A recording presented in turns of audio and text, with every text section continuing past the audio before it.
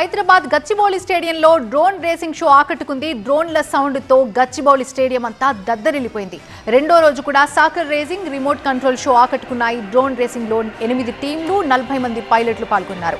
నింగిలోకి drones ఎగిరి తెలంగాణ పర్యాటక ప్రాంతాలు, సాంస్కృతిక వైభవం ఉట్టిపడేలా అద్భుతమైన ఆకారాలను ప్రదర్శించారు.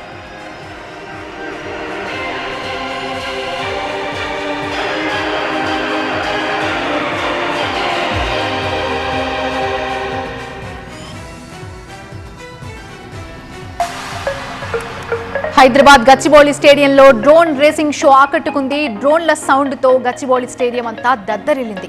రెండో రోజు కూడా soccer racing, remote control show ఆకట్టుకున్నాయి. డ్రోన్ రేసింగ్ లో 8 టీంలు పాల్గొన్నాయి. 40 మంది పైలట్లు పాల్గొన్నారు.